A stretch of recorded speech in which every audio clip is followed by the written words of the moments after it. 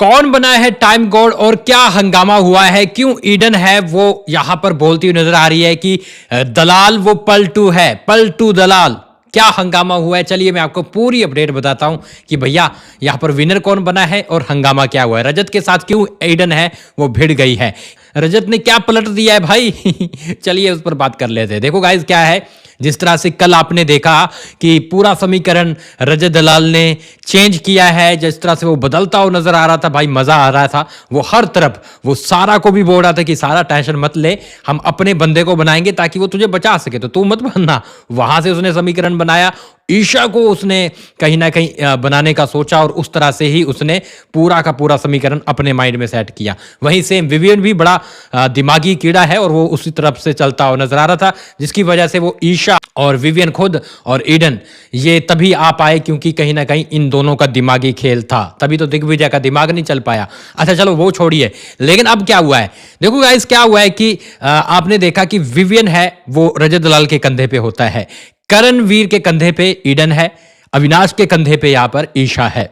अब हुआ क्या है कि आगे चलकर रजत दलाल है वो काफी देर तक नहीं उठा पाता है और इनका क्लियर भी था रजत का कि भाई ऐसा है, मैं ईशा को बनाना चाहता हूं, तुम भी ईशा के लिए हो, उतर जो सहमति से। बाकी रही बात करणवीर की, तो वो इतना बड़ा भोज लेकर घूम रहा है कि करणवीर नहीं ज्यादा देर उठा पाएगा, तो वो जा जाकर लगातार अविनाश को बोल रहा था कि अविनाश वो उधर काम खराब हो रहा है, वो गिरा देगा, ठीक है करणवीर, तो तू जितनी देर तक हो सके तू अपने कंधे पे रख, क्योंकि ईशा इतनी भारी नहीं है जितनी ईडन है। तो करणवीर को तो पहले बुरा हाल हो रहा था क्योंकि वो बार बार नीचे खिसक रही थी। अब ये चीज देखकर रजत है वो थोड़ा एडवाइस भी दे रहा था, थोड़ा ईशा की तरफदारी भी कर रहा था, थोड़ा ईशा की तरफ भी देख रहा था। अब ये चीज देखकर ईडन है वो भड़क जाती है, वो बोलती है कल तो मेरे पास आकर बैठा था। कल गाइस आपने देखा ना कि पूरा दिन वो ईडन को सपोर्ट कर रहा था, मतलब ऊपर से कर रहा था, अंदर से तो उसका था कि ईशा को जिताना है। ये वो अपने समीकरण बना रहा था कि मैं जिसके पास पावर जाएगी, मैं जिसके पास पावर जाने वाली है, जो भी यहाँ पर टाइम गॉड के हैं उनको अपने अंडर में करके रखना है। तभी तो विवियन उसके साथ रहता है, तभी तो वो ईशा के साथ बना ली है, तभी तो कहीं ना कहीं आपने देखा कि वो ईडन के साथ बनाने की कोशिश कर रहा था कि मैं दिग्विजय को जरूर ईशा का बोल के आया हूं, लेकिन मैं तुम्हें ही बनाऊंगा, मैं चाहता हूं तुम बनो। तो ये चीज देखकर ईडन भड़क जाती है कि भाई कल तो तुम मेरे पास आकर बैठे थे हैं और अब तुम ईशा की तरफ जा रहे हो, ये क्या है? पलटू दलाल, पलटू हो तुम एक नंबर के। मैं चाहे नॉमिनेट हो जाऊं, मैं चाहे एलिमिनेट हो जाऊं, वाइल्ड कार्ड समझ के रखा है क्या? मैं चाहे नॉमिनेट हो जाऊं, एलिमिनेट हो जाऊं, तुम्हारे पास नहीं देखूंगी ना, तुम्हारे साथ दिखूंगी, ठीक है? एक नंबर के पलटू हो। अब ये चीज सुनकर भाई साहब कुछ टाइम तो रजत दलाल हंसता रहता है, बाद में बोलता है हाँ तेरे जैसी 10 भी आ जाएगी मुझे फर्क नहीं पड़ेगा। वो भी बोलती है तेरे जैसे 10 रजत भी आ जाएंगे मुझे फर्क नहीं पड़ेगा, पलटू रजत।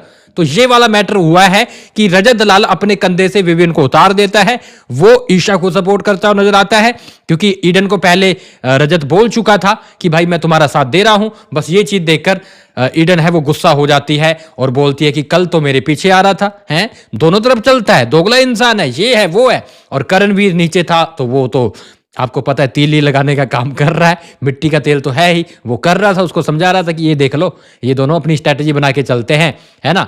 लेकिन फिलहाल गाइज आप क्या बोलोगे कमेंट बॉक्स में जरूर बताएं। ईशा बन चुकी है घर की नई टाइम गोडेस्ट, जी हाँ ईशा बन चुकी है, कल ही मैंने बता दिया था। करणवीर ज्यादा देर तक नहीं रख पाता है क्योंकि भारी सामान बहुत था और वो छोड़ देता है एंड में, और बाद में ईशा है वो जीत जाती है, यानी अविनाश है वो ईशा को उठा के रखता है, तो आराम से टास्क जीता जाता है।